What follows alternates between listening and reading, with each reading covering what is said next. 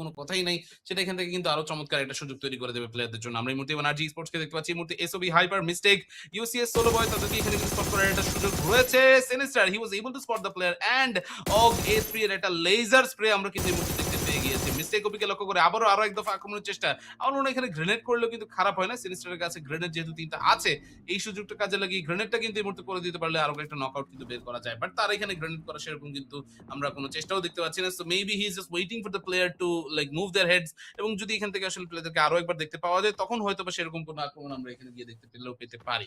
এই মুহূর্তে রাউডি রয়েছেন আমাদের সাথে, রাউডি দেখতে পাওয়ার কথা এখান থেকে প্লেয়ারদেরকে, and yes I guess he was able to spot the players.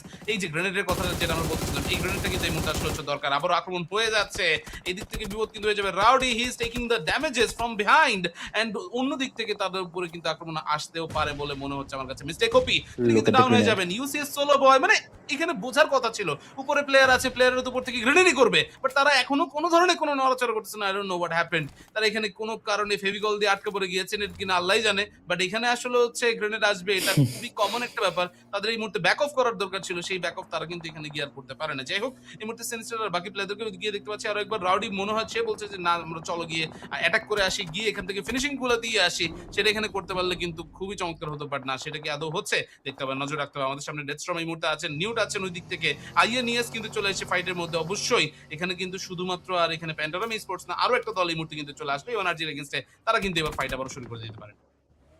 ও ও ও এখান থেকে সামনে কিন্তু দেখছিলেন টানেল ভিশন হয়ে গেছিলেন এই জায়গায় সিক্সার, সামনের প্লেয়ারটাকে ধরছিলেন, বাট রাইট সাইডে যে একটা টিম রয়েছে ভিএভি কে, সেখান থেকে আক্রমণ আসে।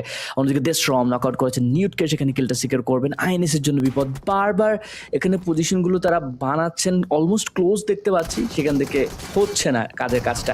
এই মুহূর্তে একদমই ক্লোজ নিয়ে চলে আসছে ভিএভি কে, এবং দুটো নক বের হয়ে গিয়েছে। একটা নক দেশরমের কাছ থেকে এসেছিল, বাট পরবর্তীতে নিরো যেই সুইচটা করলেন খুবই দারুণ ছিল।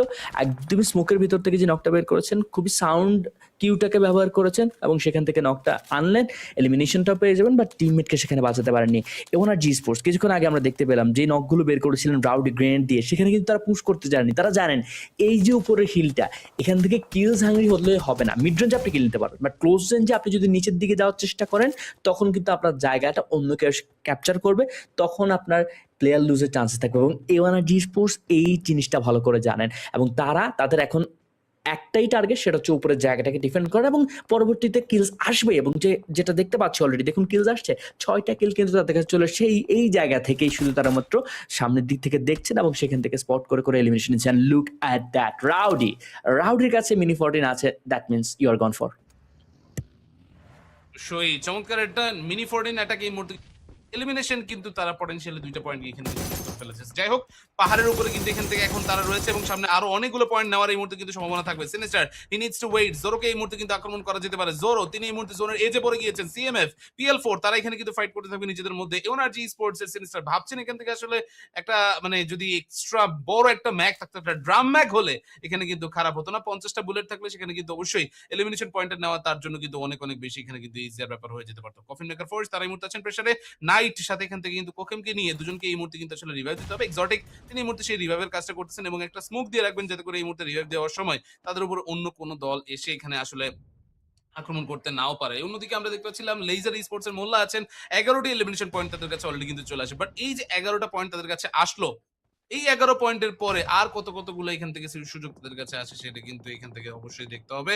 সো এখান থেকে এখন যেটা দেখা যাচ্ছে, এনার্জি রাউডি আরো একটা নকআউট তিনি কিন্তু বের করে ফেললেন। PL4 এর ট্যান্সকে ডাউন করার পর ট্যান্সের সাথে ট্যান্সের যে টিমমেটরা আছে তাদেরকেও কিন্তু ডাউন করতে হবে। এনার্জি স্পোর্টস এর এখন বুলেট ম্যানেজমেন্টটা কিন্তু দেখা অবশ্যই দরকার। তারা এমন কোনো ভুল কাজ করতে পারে না, বুলেট যদি সব শেষ করে ফেলে লাস্ট মুহূর্তে কিন্তু ফাইট করার জন্য পর্যাপ্ত বুলেট তাদের কাছে তখন থাকবে না। তারা পাহাড়ের উপরে রয়েছে এবং পাহাড়ের উপরে থাকার ডিসঅ্যাডভান্টেজই এটা, you get all the views but you can not go and attack each and everyone. এটা কিন্তু বিপদ হয়ে যায়। নিকোটিন তার উপরে এই মুহূর্তে হচ্ছে আক্রমণ। CMF knight he was able to go for the knockout and finishing এই মুহূর্তে কিন্তু তিনি পেয়ে গেছেন। 5 নম্বর এলিমিনেশন তার জন্য এই মুহূর্তে কিন্তু চলে আসে। সো খুবই চমৎকার ফিনিশেস তার কাছে আসতে থাকবে এবং Zoro is going for another one. PL4 এর স্তানিকে এই মুহূর্তে কিন্তু টেক ডাউন করে ফেলা হয়েছে। Zoro needs to move inside the circle, যাওয়ার আগে আরো my god this guy is unbelievable. সাব্বিরকেও দেখতে পাওয়া গেল 1 ভার্সেস 3 হয়ে যাচ্ছে মনে হয়। Yes 1v3 taken by জোরো।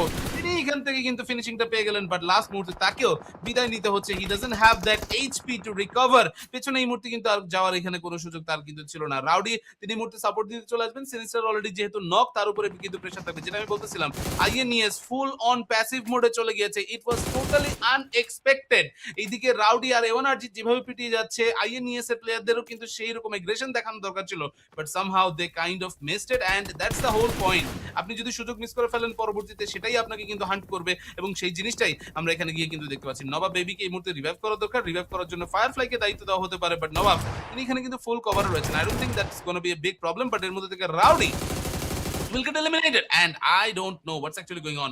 বাকি প্লেয়াররা অনেক দূরে, রাউডি একা এখানে কেন এসেছিল, তাকেই এখানে কিন্তু সেই বদলাটা কিন্তু না হলো। এন্ড অলরেডি দেখতে পাচ্ছেন এই মুহূর্তে ডেথস্টর্ম তিনি কিন্তু নজর রাখতেছেন, but it was a bit too late. রাউডিকে এই মুহূর্তে কিন্তু আর সেরকম কোনো সুযোগ কিন্তু পাওয়ার এই মুহূর্তে সুযোগ তারা এখান থেকে পাবে না মনে হচ্ছে। বাট যাই হোক, আমরা আবারও কিন্তু ফ্ল্যাশকে দেখতে পাচ্ছি। ফ্ল্যাশ তিনি এখান থেকে কিন্তু ডিফারেন্ট একটা অ্যাঙ্গেল ধরে রেখেছেন, এন্ড ডেথস্টর্ম তাকে এই মুহূর্তে দায়িত্ব দেওয়া হচ্ছে নক্স 11 কে যাতে টেক ডাউন করে ফেলা যায়। গ্রেনেডগুলো এই মুহূর্তে কাজে লাগবে। লাস্ট মুহূর্তে ডেথস্টর্ম তিনি কিন্তু আরো কিছুটা এগিয়ে যেতে চান। নক্স 11 তারা এই মুহূর্তে কমপ্লিটলি ডাউন হয়ে যাচ্ছে। নাইস একটা স্প্রে, এবং বলতেই হবে তারা এখানে সুযোগের সদ্ব্যবহার করেছেন চমৎকারভাবে। টিক্সি তিনি আছেন এই মুহূর্তে ডাউন হয়ে যাওয়া যেতে পারে, বাট অন্যদিক থেকে Sinister he needs to be careful. Molla যেই পজিশনে আছেন সেটা কিন্তু এখন বিপদের কারণ হয়ে যেতে পারে। মোল্লাকে লক্ষ্য করে গ্রেনেড কিন্তু করা হচ্ছিল, বাট সেই গ্রেনেডিং গুলো কাজে কিন্তু এই মুহূর্তে এখনো পর্যন্ত লাগেনি। মোল্লা তাকে লক্ষ্য করে সিনিস্টার যাচ্ছে এগিয়ে। মোল্লা তিনি জানেন এখানে আরো প্লেয়ার আসবে, বাট তিনি কিছু করার সুযোগই যেন পেলেন না। তো মনে করে এলিমিনেটেড। নক্স ফায়ারফ্লাই তাকে এই মুহূর্তে কিছু ডাউন করতে হবে, এন্ড লাস্ট মোমেন্টে এসে তাকে যে নকটা দেওয়া হলো কিচ্ছু করার ছিল না তার। রেনেসার will be the final player যাকে এই মুহূর্তে জোনের ভিতরে ঢুকতে হবে। আইএনএস এর নিরো আছেন, ডেথস্টর্ম তিনি এই মুহূর্তে ডাউন হয়ে যাবেন। No no no, this is not really looking good.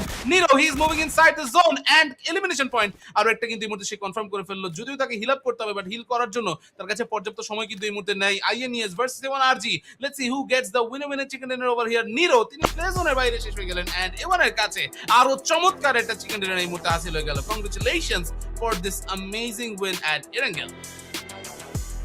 Wow, amazing chicken dinner. A one RG sports 12টি এলিমিনেশন, টোটাল 13টি নক, এবং খুবই খুবই দারুণ একটা গেম আমরা এখান থেকে দেখতে পেয়েছি। সেই ইয়াসনা থেকে রোটেট করে এই পর্যন্ত তারা আসলেন, এবং খুবই আর্লি রোটেট করেছেন, এবং সেই জায়গা থেকে ভালো ফলাফল এসছে।